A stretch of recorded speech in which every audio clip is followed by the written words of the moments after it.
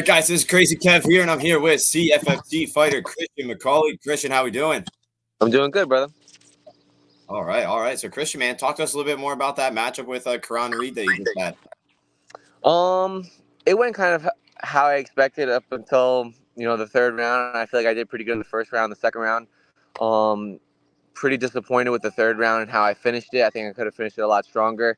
I'm disappointed I didn't get the finish. Looking back at the fight, I could have finished the fight and I should have finished the fight. So, the past couple times I rewatched the fight, it gets more agitating as I watch it, knowing that I could have finished the fight and I should have finished it. So, but it is what it is. Back to the drawing board. Yeah, no, 100%. And with that being said, I mean, you're an undefeated now, and you're 3-0 in CFFC. I mean, what do you think is maybe next for you now? I think I'm one or two more fights away from maybe a title fight or maybe a contender series fight. The plan is get at least one more, maybe even two by the end of the year, and then by the end of next year, maybe something in a contender series. So we'll see. Yeah, no, definitely. And another thing I was curious about as well too. Obviously, right before your fight, Keron Reed was also on the show, and he had a message for you. And a couple of your teammates or maybe people you're close with started reposting it. I was curious if you happened to see that message. I didn't see it before the fight. I ended up, when you hit me up, I ended up going on your page and I saw it after. It made me laugh. It made me giggle. That's my response. So, it was cool.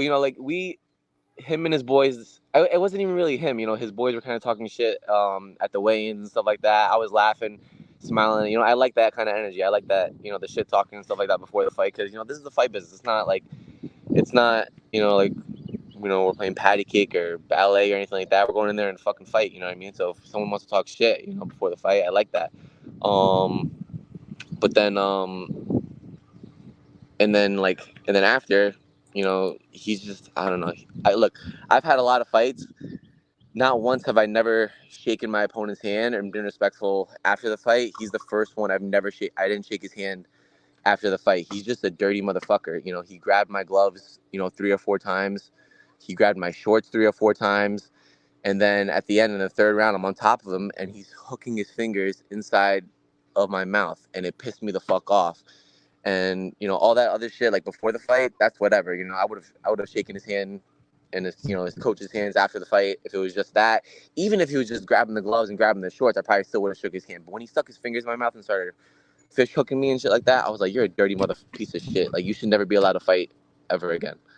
Yeah, no, that definitely sucks. I didn't know about that with the fish hooking and stuff. So yeah, that definitely sucks. And like you mentioned, you're with you being 3-0, you're looking at the title pretty soon and maybe in contender series. I mean, 4-0. Come on, 4-0. That's what I meant. Yeah, even better. Yeah. With that being said, though, I mean, what's maybe some of your best training partners and who's getting you to the level that you're at right now? Oh, well, you saw one of them that same night, Ryan Burgos. He's the kid's a savage. He's right now. He's only 2-0, and I think he could be the 125-pound champ right now. You know what I mean? That's how good he is. And you guys haven't been able to see the whole thing because he's been finishing all of his talent because he's been finishing his opponents so quick.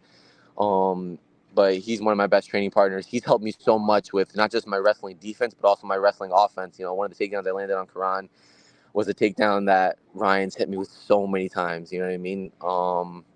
So he's one of my training partners. Obviously Julio Arce, Ricardo Fuentes, Shane Burgos, Mike Trezano. We got a bunch of amateurs that I train with. Juan Vidas, he's gonna be turning pro soon. It's just great energy in the room, and I think every one of my training partners, even our amateur fighters, could beat Keron. So I think I was well prepared for this fight. Yeah, no, definitely. It definitely sounds like it. And what's maybe some of your favorite training memories that you might have? My favorite training memory is definitely Ryan Burgos. It was I tell this story all the time. I was getting ready to make my MMA debut, and kid was a wrestler, and so this is my first time ever sparring with Ryan. I think he had just turned like 18 maybe, and so he started training with the fight team in the morning, and so he was helping me get ready, and I remember he took me down so many times that one of our guys I was recording the sessions made a maybe 2-3 minute compilation of just every time I got taken down. It wasn't even the full sparring. It was just 2-3 minutes of me getting taken down over and over and over and over again. I remember leaving that sparring session. I was like, oh my god. I'm like, Sion's, he's gonna tell me I can't do MMA. I gotta go back to kickboxing. I gotta work on my wrestling. I remember leaving the session thinking that like, fuck, he's gonna pull me out of this fight because of how bad I got taken down over and over and over again. So that's probably my favorite memory. That little 2-minute video that hopefully never gets leaked. Yeah, no, that's definitely awesome. And with you competing in CFFC, how do you kind of like fighting for the promotion, and how are they treating you over there? I love fighting for CFFC. It's a great promotion. They run it very very well, very professional. I have no complaints. Yeah, no, that's definitely awesome. And what's it like? Kind of like being so close, like the fans, and then also on top of it too. Like they got high level commentators like John Morgan and CM Punk, and sometimes even like Money Moicano. Like, talk us a little bit more about like being so close to the UFC. I love John Morgan. I love CM Punk. I love Moicano's commentating. It's the broken English for me. I was watching my fight and the way he was commenting it. His broken English, it just throws it over the top. You know what I mean? I would love if he can commentate more of my fights. Yeah, no, that's definitely awesome. And what's it like kind of in the back? Right before you go into the fight, what do you kind of like to do in the back? I think about food. Think about food. I think that I'm like, all right, get this over with, go out and eat, enjoy time with the family. That's what I'm thinking about. Maybe like literally right when I'm about to walk out, that's when kind of like that flip, that switch flips. Right now I'm thinking like, all right, I'm gonna kill this motherfucker. But like 2 hours before, like I'm taking a nap, I'm relaxing. I'm super calm, relaxed. I'm just thinking about either taking a nap or I'm thinking about like all the food I'm gonna eat afterwards. I really don't think too much about the fight until it's the warm up or like I'm right about to go out. So. Nice. So, what's maybe your go-to meal after you're done fighting? Oh, I can't. So we went to, it was like Del. For this one, it was Del Rossi's like cheesesteak and pizza co. or something like that. Got a square pie. It was so delicious with a cheesesteak. Cooper Sharp cheese. Most people don't know this. Most people that like are out of Philly, they go to they get a cheesesteak from like Pat and Gino's and they get like American cheese or the Whiz. That's not how you do it. You got to get it with the Cooper Sharp cheese with onions. It'll takes it to another level. So that was that one. I ended up getting like a bacon cheeseburger with it too, some curly fries. So it was a bunch of stuff, and then I had a bunch of treats that my wife and my daughter got me, like a bunch of cookies and brownies and stuff like that. That I was snacking on. Yeah, no, that's definitely awesome. I'm a big foodie, so if anybody has really good food suggestions, they can send them my way. Let's go. It's definitely awesome and good to know. And talk us a little bit more about your first day training over at Tiger Schulman and stuff. So I've been training Tiger Schulman since I was 5 years old. So hard to say the exact memory of that, but my first time training at headquarters with the fight team and stuff like that, my boy Rob Aricchio, I don't know, he probably was like 18, maybe I was like 15. He tried to kill me my first sparring session. We were going at it on the mat. He's got that kind of face that like, we joke about it. He's got kind of like a douchebag kind of face. So we're sparring and he has that face, and so I kind of throw a hard punch and he throws a hard punch back at me, and then he tried to kill me. He says he doesn't remember it, but I remember it vividly. He tried to kill me my first day there. So fair enough. And what about what's cool about Tiger Schulman? I've never been there before. It's a family, it's more than just a team, it's a family, it's a brotherhood, I wouldn't even consider my training partners, friends. I consider them, my brothers. We're a very tight knit group, and we're always trying to help each other. You know what I mean? If one of us, needs work with a lefty, even if the person's not lefty, we'll go lefty. Ricardo Fuentes, he was fighting a guy that would switch a lot. So I was doing a bunch of rounds with him. You know what I mean? So we'll all help each other, and like I said, it's a brotherhood. Most of us grew up, as kids through the Tiger Showman's organization. So we've known each other since we were, kids, whether it's, the local tournaments, training at headquarters during the summer when we were kids. So we're just a very tight-knit community. Yeah, no, definitely. And I actually have been doing Taekwondo since I was 5 years old myself. And so I've been doing it for 19 years. And the reason why I started was because Tiger Showman, they used to play those commercials and stuff on TV. And I always used to be like those guys. I'd write down the phone number, but still this day, I've never been to a Tiger Schulman, so it's pretty sick to talk to. Wait, where do you live? I'm in Philadelphia. Oh, So you gotta stop. 20 minutes from the 2300 arena, actually. Yeah. You gotta stop by the Tiger Swimming School, man. Yeah, If absolutely. you're ever Like I if said, you're ever in Jersey, stop at our headquarters in Elmwood Park. that'd be awesome. That would definitely be sick, man. Like I said, I've always I've seen the commercials and stuff. I used to jump up from the couch, try to mess around like those guys, write down the phone number 1-800-Tiger. But yeah, I've never. Yeah, we start. Oh, my mom put me in because she was a realtor. She worked in Hoboken, and the Hoboken location was like right down the block from the school. And I was a little asshole in school, so she decided to put me into that, and it's been history ever since. That's awesome. No, that's definitely pretty sick, man. And obviously, getting to the UFC or another bigger promotion is some of your goals. But what's maybe some of your other things that you'd like to be remembered for in MMA? In MMA, just a fun fighter. You know what I mean? Someone that brings it every single time. They come. Um, they're not just sitting there. Point fighting stuff like that. Unfortunately, this is the first pro fight where I didn't get a finish. But I like to remember, as a fun fighter, someone who comes and brings it every single time. Looking for the finish. Every single time. Not just someone who's trying to just play the long game and win boring decisions. Yeah, no, definitely. And outside the cage, man. I mean, what do you typically like to do and stuff? Just Eat, eating. Just eating. hanging with the family. I've been eating a lot the past. I haven't ate yet this morning. I'm trying to give my body time to digest. But just a lot of, it's food. It's fighting. It's family. It's food. The three F's of my life. It's family, fighting, food. That's pretty much what my life consists of. So. There you go. No, it's definitely some solid stuff to live your life by. And obviously, it's been a couple days since your fight. What's kind of recovery like and stuff too for that? Just taking the time, you know what I mean? Just little bumps and bruises right now.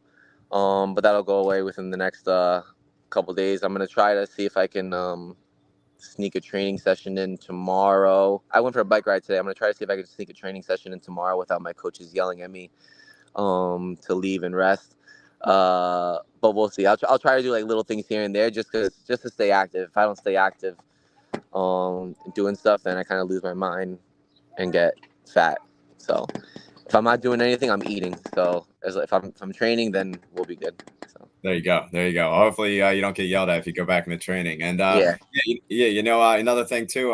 When it comes to just recovery and stuff, when you're fighting, what's maybe something that always bothers you the most and stuff after you're done a fight? It's usually like my hands or like my shins and stuff like that. But my physical therapist Brian over at Edge Pro in Paramus, he takes really good care of me. I should be seeing him like the next 2 days. So he'll take care of some of my bumps and bruises that I have right now. But it's always either my knuckle. My knuckles actually don't hurt. This is the first fight where they actually don't hurt. And then it's usually my shins and stuff like that, just from either checking kicks or throwing kicks. My last fight, I threw a kick in the third round and it hit right. I have like the exact picture where my ankle hit the guy's shin, and you can see it kind of wrap around. It's disgusting. You would have thought I broke my shin, and it hurt so much. And I literally thought, I was like, all right, yeah, I'm not throwing that kick again because that probably fractured something. If I throw it again, it's gonna break and my legs gonna be wobbly and I'm gonna go viral. Oh, yeah. But that hurt so much. I was limping through the hotel. I was limping up the stairs. It took me forever to get in the car. My daughter was walking faster than I was. That was a pretty bad one. That took a couple weeks to heal. But Yeah. yeah, No, those are usually it's the shins and the knuckles. huh. Yeah, no, that definitely makes sense. And when it comes to another thing too, I wanted to ask you. I'm a Taekwondo instructor. I've been teaching for 6 years, training for 19 years, like I mentioned. And Nice. that being said, man, with all the different guys I have at my gym, what advice do you give to them? Keep on coming into the gym and keep on getting better and better every day. Just keep showing up. Put your head down. Don't think about the long goal. Don't think about you can kind of picture yourself where you want to see yourself in a couple years and stuff like that and plan it out like that. But just keep your head down and just show up every single day. And eventually you'll look up and you'll realize how far you've come. And just like I said, just keep doing it. Don't give up. A lot of people they have a bad day and they just give up too soon. You know what I mean? You have to work year after year after year after year and just keep on coming in and grinding. You know what I mean? And if you do that, you'll get eventually what you want. I've seen a lot of people with really good talent, and they just stopped. So like they had so much potential, and they just stopped doing it. You know, if they would have just kept going, and if they had the work ethic, they would have been, you know, so amazing. So just keep your head down, and just keep grinding day in and day out. Yeah, no, I definitely think that's a solid message. And one last thing I also was curious about as well too. With you training with Ryan, do you happen to have maybe like a friendly competition of who's maybe going to make it to a bigger promotion first? No, we never, nothing like that. We definitely have competitions. We actually, with our strength and conditioning coach, he had us do a competition. Me and him were on separate teams, and we were actually going against each other. I did win the competition by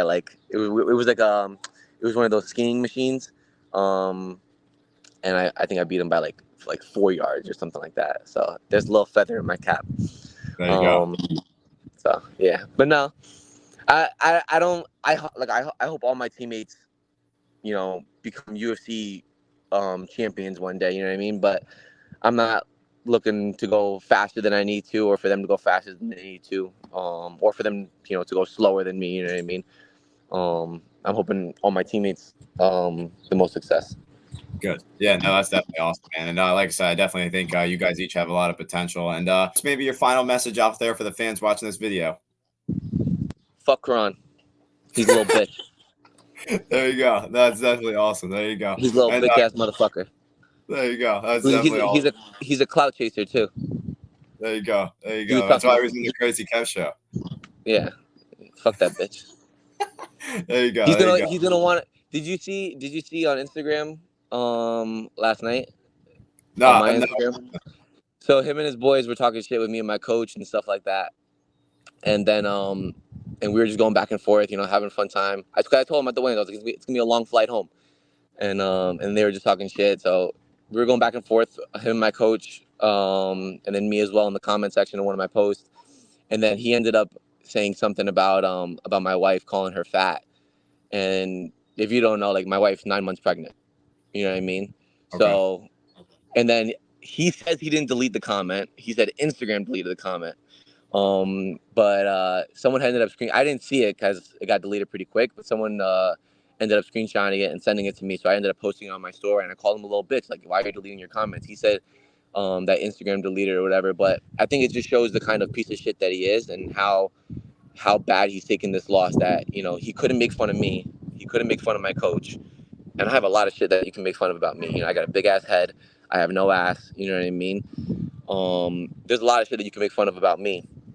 And he chose to make fun of, you know, my pregnant wife who's 9 months pregnant. You know what I mean? It didn't even piss me off that much.